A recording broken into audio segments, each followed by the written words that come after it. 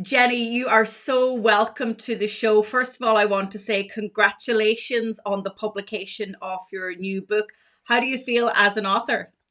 Thank you very much. Great to be here. I feel a bit anxious actually. It's sort of relief, anxiety, excitement, every emotion, I think. So, I guess you have put your entire career into the book, and to give us best practice on internal comms, tell us a little bit about the book and maybe the inspiration for writing it. Sure. So the book is called Influential Internal Communication, and it's basically my brain in a book. So it's all the different elements that I believe you need to consider to really create internal communication inside your organization that will drive engagement and efficiencies, because I think it has to do both. The book also includes my model, which is the Field model, which is how to help organizations go from chaos to calm. And that's really the inspiration for the book, was working out what I do and working out how to phrase that around I take organizations from chaos to calm. And then the model kind of fell out of that. And then the book fell out of that. And it's been, an 18-month journey of getting my head onto paper. And you know what? It's such a valuable thing to do. Having written and published two books, I know the process from getting it from your head onto paper. But the beauty of it is that you can hand it over to somebody and you can say, this is my model. It's a step-by-step approach. And I think what you've created is probably a handbook. Now, I want to just let people know you started your career in government and public sector. Obviously, my audience is that niche. But will this book be helpful to both private and public sector?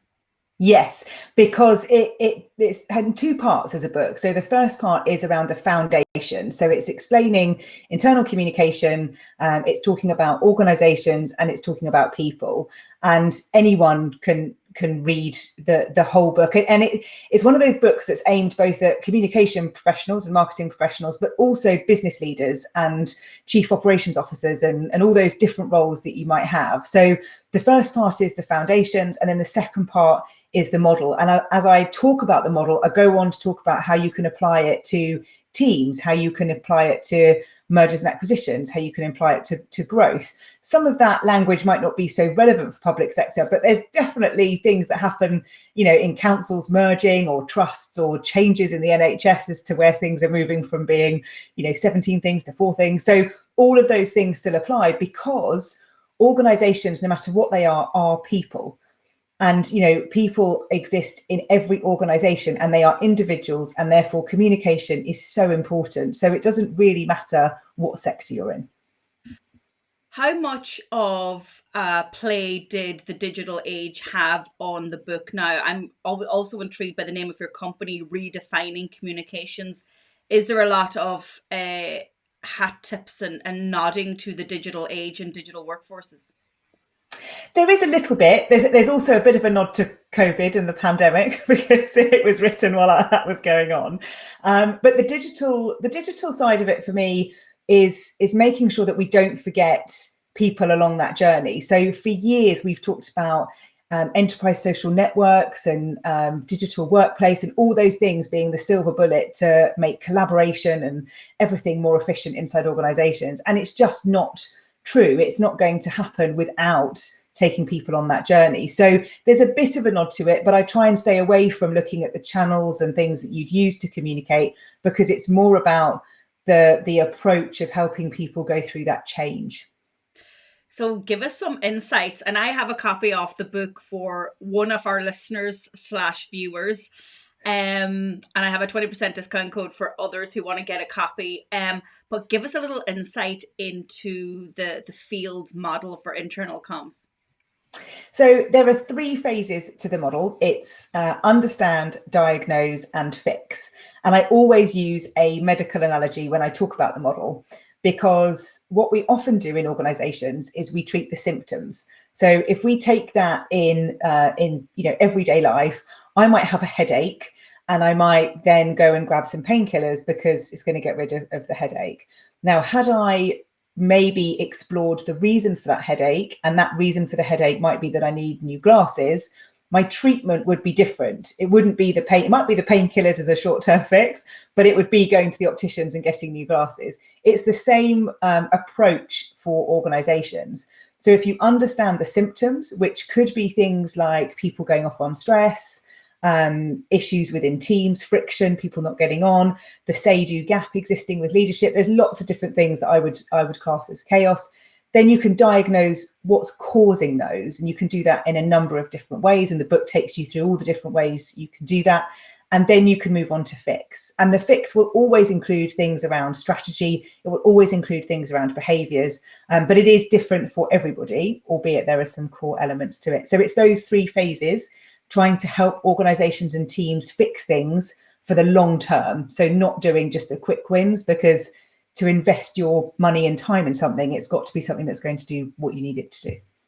So I talk about digital transformation and digitising communications processes for government and public sector, but oftentimes we get stuck at the prelude to transformation, which is culture. And I say you can't change on the outside, as in externally communicate with your audiences digitally, if you do not have buy-in and processes and a culture of digital first internally. So how much does culture play a part in your model? Masses. It's one of those ones that always comes up as well, because you often find that people are trying to create a culture, and they'll create a group of people that will look after culture. So these are the people that will be responsible for the wellness stuff or the social activity. That isn't culture, and that's where we fall down. So you have to make sure that everything is true to you as an organization. You've got to look at your values, you've got to look at your purpose, and you've got to look at how you're hiring people, you've got to look at how you're supporting them. All of that is your culture. And there's lots of definitions of culture, but if you're not hiring people, not looking at the employee experience and all of those things, then it's not going to feel right. And I think when it comes to digital, you've got to think about how the digital processes or the digital workplace is going to change how stuff happens. Because if culture is how things get done around here, that's going to fundamentally shift when you put digital workplace tools in place. So you've got to think about the impact of that. You've got to help people go on that journey. You've got to take the fear away, and those are the things that we often forget. What then can we do to have better communications with our team members, whether they're remote or whether they're working with us? Has that advice changed over the years? I don't think it's particularly changed. And I did some research a few years ago into communicating with a deskless workforce. So looking at train drivers, bus drivers, and the things that were important to them are very similar to the things that are important to anybody. And in a pandemic world where people have been forced to work more remotely, those things are coming more to the fore in that sense as well. And those are things like relevance of the communication that you're receiving. And that's really important. And that's where digital for me can really play a role, because you should be able to have things that are relevant to you and your role, that help you do your job, that keep you informed. And that's kind of the key thing that I think is going to start to shift. And that takes time, because it takes an investment in things that often we don't invest in inside organizations, but we do invest in for our external audiences.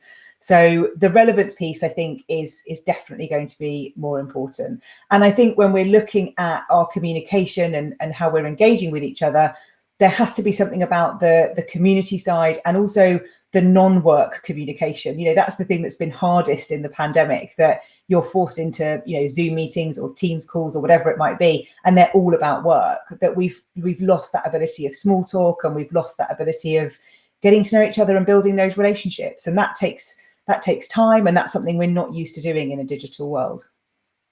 So what does great internal comms look like? Do you have any examples?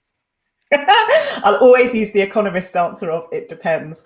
So it always depends on your culture. It depends what you do as an organization. I could go in somewhere and say, you absolutely should have Facebook Workplace in here. I could go somewhere else and say, you absolutely need a PDF newsletter and you just need to pin it on a notice board.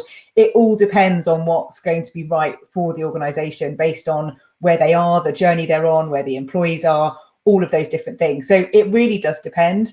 What we've learned in research that I've done is that really, when it comes to the channels or the tactical side of communication, it doesn't really matter which one you use, but doing one of them very well is what's important. So you don't want to have loads of different ways to communicate. You're better off to invest in doing one thing and doing that very, very well, and then building on that and having more things around it as an integrated channel mix. But also, when we think about what does good look like, and it does depend, it also has to be an investment in your line managers and your leaders and their communication skills. We forget that, and we don't do that very much. So if you're promoting people into management roles, then make sure you're giving them the skills to communicate effectively with their teams as well. Have you come across the dynamic now of staff being advocates for companies online? I'm getting requests for more and more training along these lines, with the realization that personal versus professional, those lines have no longer just blurred, they're actually overlapping. What's your view on that? Yeah, I was reading a report actually recently about context collapse and how that's impacted how we're seen online because of that external, internal, and all our roles merging together, that you don't have that divide so much. So yes, I think that is going to play a role. I think employee advocacy has been one of those things that's been around for a really long time, and people have very different views on those. I think it's hard because I think your employee experience is so local to you that it depends so much on your relationship with your manager, how you're treated, and that's very specific. And I think if you're looking for people to be advocates, you could have people at the other end of the spectrum at the same time. I think there's also just so much fear around what can I say about where I work, what's allowed, what do I have to declare as an ad under the ASA guidelines from influencing. There's lots of things to consider now that maybe weren't as considered when social media first came on the scene. So I think it's something people are looking at, but for me, it's got to be genuine. If you're looking for people to be advocates and you're looking for people to really sing the praises of your organization and make people understand more about what you're doing, then you have to be a very purpose-led organization. Brands like Bowl Foods, Innocent, Patagonia, Timpsons, there's lots of brands out there that are very purpose-led as organizations, and that's where you will get advocacy. Trying to do it, as a FTSE 100 and your main goal is shareholder return, is going to be difficult. But in the public sector, you're going to have, you should have an absolute army of people that are there, because of the nature of people that work there are often very purposeful and purpose-led individuals. So it should be a breeze. And that's a great point, because, I have a number of clients and people who've taken my courses where they're beginning to leverage their team members for social media and organizational advocacy. And, previous to social becoming mainstream media, their narrative was driven by traditional media. And let's face it, public sector by and large often are making the headlines not for good news, but for bad news. If you think about health, policing, national government, politics, I mean, the bold headlines aren't saying, aren't our leaders brilliant? It's usually, something that's gone wrong. And so now stepping into the breach and staff telling their own stories about, patients that they care for, their other colleagues who've gone the extra mile, that's a very different narrative, right, in the public domain. Yeah, but also, people buy people, essentially. So seeing someone that's being an advocate, I mean, Dr. Alex George is a really great example of that, who, an ex-Love Islander and doing some great work in the space in terms of sharing his story. You believe him, you buy into him, and you can see exactly what he's doing and how he's doing that for good. So that's where I think it can have a really great effect, because you're seeing that side of it. Where it's difficult is where you'll have people that, will want to speak their truth. And that's quite a phrase that's coming up this year of, well, this is my truth, just because it's different to yours doesn't make it wrong. No, it doesn't. But if you've got someone and you've got an advocacy program and people are not having that experience, you've got to be prepared for them to share that as well. So there's a lot of risk and reputation to consider in it that I would always be cautious of, but I'm always on that more cautious end of those things than the free-for-all. So what would you say to somebody who's perhaps working in a comms role or a digital role, and what they're struggling with in the main is that they want to scale digital communications realizing that the subject matter expert over in the research department has all of this knowledge, but they're completely allergic to social, allergic to digital, don't use it personally, and feel that it's not their role. However, the comms person is saying, well, you have information that the public will just, consume and consume, and you're probably the hero. How can you negotiate those relationships? So that for me is all about being a coach and an advisor when you're a communication professional. And if you're working as a senior communication professional, those are the skills that you want to be looking at. So you've got to help people feel safe, and you've got to help them understand that you're with them and that you're not putting them at risk, because it is fear that drives a lot of that. There's a great book called Get Social, which I read a few years ago, and it talks about that fear and overcoming that for leaders, which is often what it is. So for me, even applying my model to that is understand what's really making them not want to do it. Have that conversation of, what's stopping you? What's making you feel that you don't want to do this? Because quite often it might be the platform, and then you can say, great, well, why don't you give me the content and I'll do it? And you have to gradually take them on that journey. If you then say to somebody straight away, right, here's a Twitter account I've created for you, go forth, then they're not going to do it. So you've got to do those little steps. We said earlier about what does good look like for internal communication. I said for some people it will be an app, for others it will be a notice board. It doesn't mean that you're not going to get to the app in the end, but you've got to take people on that journey. You can't often go from nothing to amazing digital transformation, because it takes a while for people to get there. So have that end goal in mind of what you're aiming for. If you've identified that person, I want them to be doing thought leadership pieces, I want them doing this, great. Give yourself, maybe 3 to 6 months to get there, and invest time in that person to help them get there. And that's the difference, is investing your time in enabling that to happen. And if you're very clear as that's your goal, then investing time in them will be really easy, because it will become one of your priorities. That's brilliant advice. Communications professionals need to be coaches. I love it. And it rings true, because any study that you read on why people leave their job and move to another company, more often than not, the reason is not monetary. The reason is because they didn't feel valued. So investing time, it makes so much sense when you say it like that, doesn't it? Yeah, and it is everything. I talk a lot about busy being a myth. People saying, oh, I'm really sorry, I've just been really busy. It's nonsense, because actually all you've done is just not prioritize that piece of work. It's an easy thing to say, oh, I'm sorry, I haven't got back to you with that, I've been really busy. Well, why wouldn't you just say, oh, I'm sorry, I haven't got back to you with that, I've just had to prioritize some other things, which feels a bit weird, but it's absolutely true. And I'm very clear, I suppose, in terms of the goals I'm trying to achieve. I always have been when I worked in-house.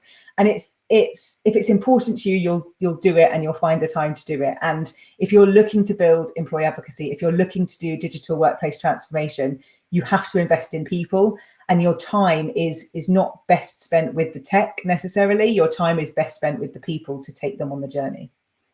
Oh my goodness, I'm never going to send an email again and say, I'm sorry, it's taken me 2 days to get back to you, I was busy. I'm going to rethink that. That's brilliant. Let's talk for a minute about crisis comms. One of my favorite topics when it's not my crisis.